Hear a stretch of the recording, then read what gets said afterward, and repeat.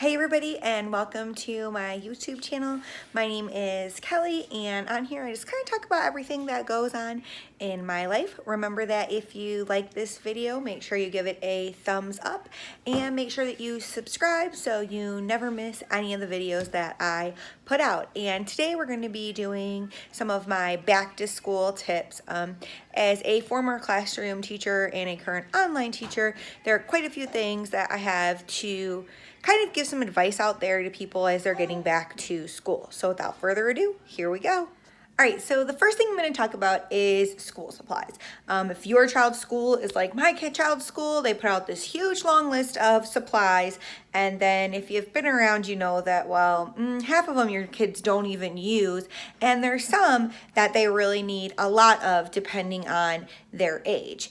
And so what I recommend is that you go ahead and take a look at that list that your school puts out and really think about, like, what is my child going to need?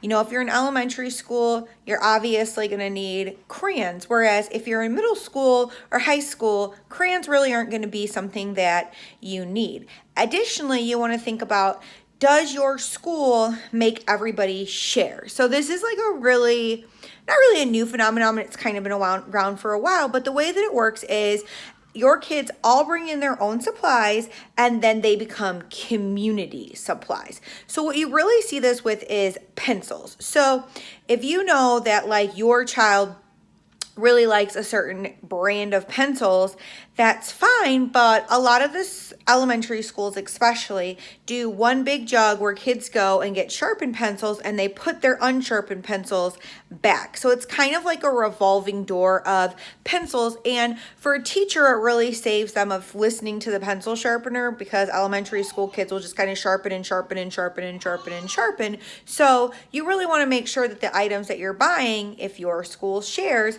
they're things that you're going to feel comfortable with everybody sharing, and maybe not just your kid having.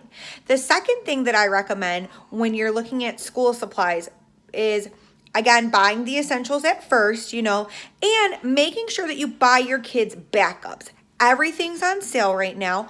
Buy them backups for halfway through the school year, because what happens is we all get really excited to buy school supplies at the beginning, and then as they run out, we're like, oh well, who cares, the teacher will just have to supply them, and over time the teachers run out too. So really make sure that you buy kind of two of everything: what you're going to start your child off with, and then what you're going to need to replenish them with as the school year goes on.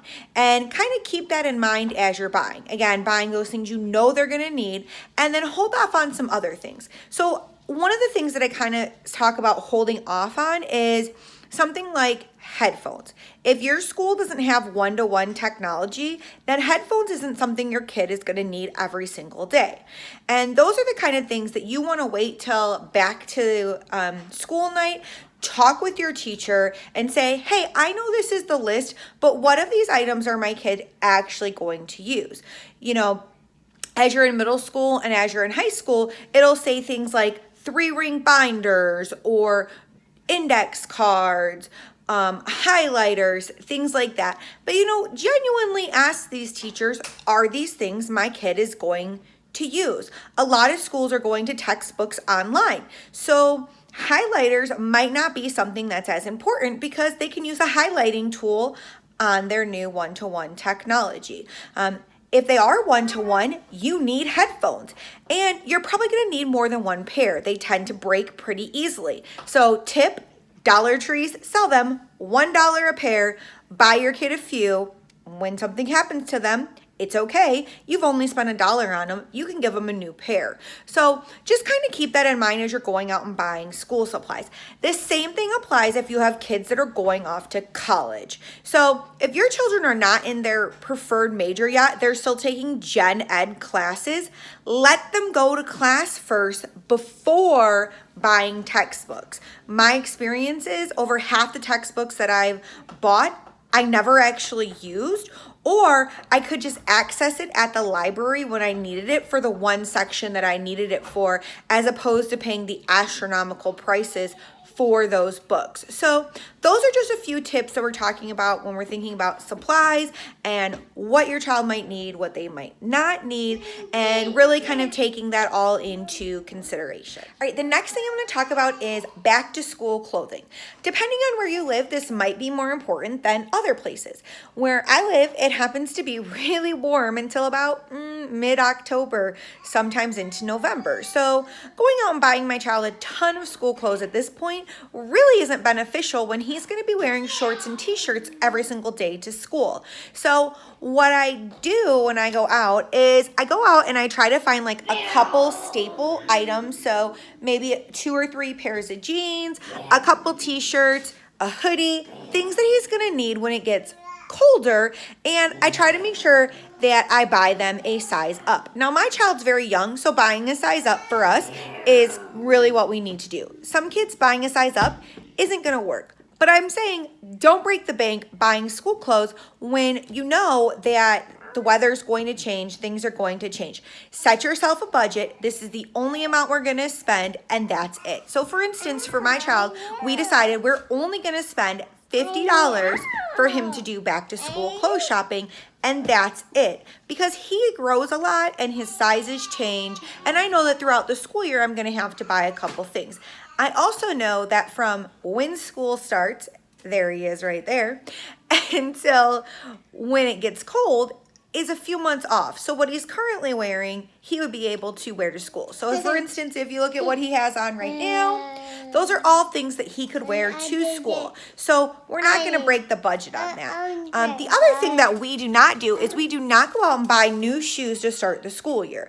The reason for that, again, is his feet are growing and changing. So we're just buying shoes as his feet grow and change, as opposed to when it's trendy to buy those clothes or when there's quote unquote deals. Honestly, if you shop at places like Old Navy, Target, Walmart, there's always deals. So them saying there's a big back to school special, there's always a special. There's always a sale. You're always going to be able to find something at a pretty decent price. So again, I think you should make a budget, stick to that budget. That's all you guys are going to spend.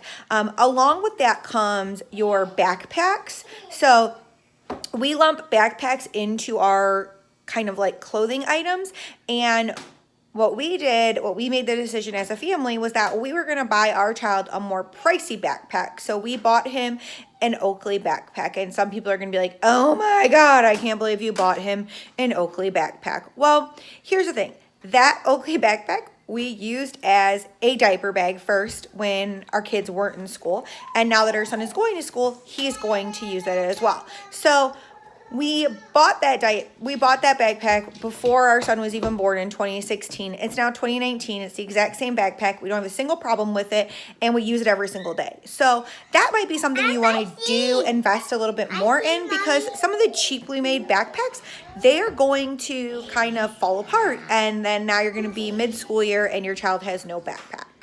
The next thing I want to talk about are fees and forms. So for most schools, when you start out the school year, there are a bunch of fees that you're going to have to pay. They could be like locker fees, different kinds of equipment fees, things like that, that you will need to pay. So make sure as you're getting ready for back to school, you kind of budget for those things. And then also keep in mind there are going to be a lot of forms that you're going to need to fill out for the school. So one really great way to get a lot of that taken care of is by going to your school's back to school night or meet the teacher, whatever they call it. If for some reason you can't make it to one of those, I highly recommend that on your time off, you go up to your child's school and you get that stuff taken care of. The next thing I want to talk about with getting back to school is sleep. If your house is anything like mine, during the summertime, we don't always apply our strict bedtime rules. We still do our bedtime routine, we still take a bath, we still get on our jammies, we still read our books, things like that, but we kind of do it at different times depending on what's going on. So one of the big things about school and sleep is your child's brain is going to work best when they've had adequate amount of sleep. So that would mean usually getting your child prepared for school. So what we do at our house is about 2 weeks before school starts, so kind of like right now, is we start putting our kid back to school time for bed, and we just do that Sunday night through Thursday night, and then treat the weekends just like it was a school weekend. It kind of helps with a lot of things. It helps us as parents make sure that we're doing things the appropriate way to help our child be the best, but it really helps our child to make sure that he's ready to learn at his best capacity as well. The other thing that we want to make sure with sleep, especially as your kids get older, middle school and high school age, is phones start to become a big issue with sleeping. The ambient light keeps you awake, it keeps your mind running. So I know a lot of people are like, oh, I'm just gonna play on my phone for a few minutes and then go to sleep. Well, the light that your phone gives off then kind of stimulates your brain, and now it's gonna be harder for you to go to sleep. So they have some really great apps out there that you can use to put timers on your child's phone to make them shut off at a certain time and turn on at a certain time, which then obviously makes you in control of when those things are going to be on and when they're going to be off. Some other things that you could do is have a set place in your house where everybody charges their phones at night. That's not in your child's room. Our child doesn't have a phone yet, so that's not really an issue for us. He does have his own pad that he likes to play on, but we have a timer set on that as well, so it just shuts off, and there's nothing that he can really do about it. We're not going to turn it back on. That's just kind of how it is. So really kind of keep that in mind when you're helping your child to make good sleep habits, especially like as they get into the higher grades where the school day becomes more demanding on their brain. If they're in sports or other after school activities, piano, whatever it is, it's just putting more kind of stress on their bodies because they have a lot more of things that they need to accomplish that day and they want to be successful at. So sleep becomes really, really important to manage. That is everything for my back to school tips. I hope you guys are able to start out your school year wonderfully. I hope that this school year brings many new journeys, new successes, new learning, and above all, I hope that it's fun for your child. It's fun for you. Obviously, we're going to have some bumpy days along the way. Happens to everybody, but just remember that the end goal is your child is going to learn something, and you're going to learn something about yourself and something about your child too. So I hope you guys again have a wonderful day, and I will see you next time. Bye.